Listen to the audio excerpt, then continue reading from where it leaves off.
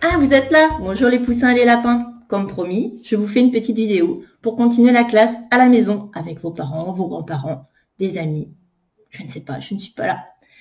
Alors, aujourd'hui, nous allons parler des œufs des dinosaures. Comme nous avons déjà discuté en classe, nous savons que les dinosaures sont ovipares et qu'ils pondent des œufs. Certains d'entre eux les couvaient comme des poules. Ils fabriquaient des nids dans la terre. On sait tout cela grâce aux fossiles qu'on a retrouvés, justement dans le sud de la France, près de chez nous. On peut constater que les œufs des dinosaures sont pas si gros que ça par rapport à la taille des dinosaures. Ça, c'est un œuf de poule. Ça, c'est un œuf de dinosaure.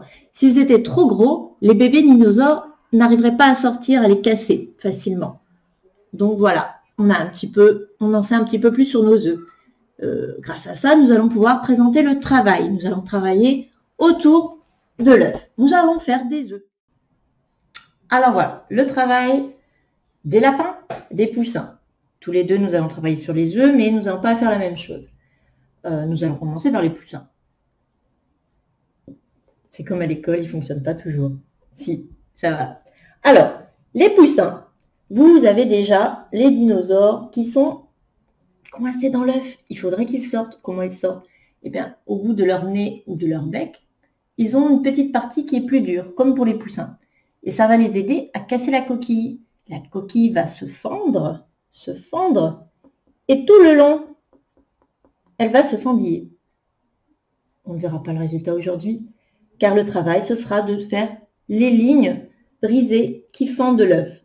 Donc, sur chaque œuf, nous faisons des dents de crocodile qui montent et qui descendent pour briser notre œuf. Pour les lapins, ce sont les petits points au départ, mais attention, nous n'en avons pas jusqu'au bout, n'oubliez pas, quand il n'y a pas de petits points, il faut les faire quand même.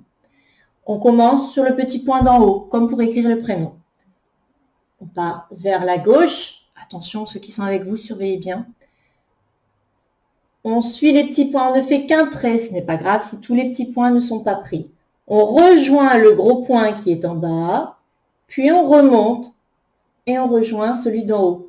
Vous voyez, il y a encore quelques petits points, c'est pas grave, je ne viens pas les colorier. Un trait.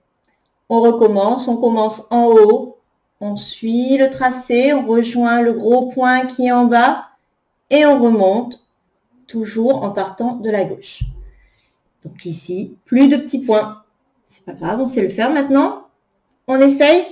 On commence en haut, on sait qu'on va rejoindre le point d'en bas en faisant une courbe. Donc on part bien sur le côté, on ne part pas trop loin. On passe par le petit point d'en bas, on le coupe et on entame la remontée, on remonte et on rejoint et on ferme notre œuf. Ils ne seront pas tous parfaits, mais les œufs ne sont pas tous parfaits.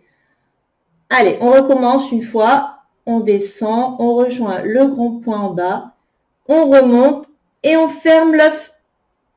Et vous voyez, c'est pas le même, mais c'est pas grave. Le principal, c'est qu'on soit bien parti de ce côté, qu'on soit passé par le point et qu'on le ferme. Vous nous montrerez le résultat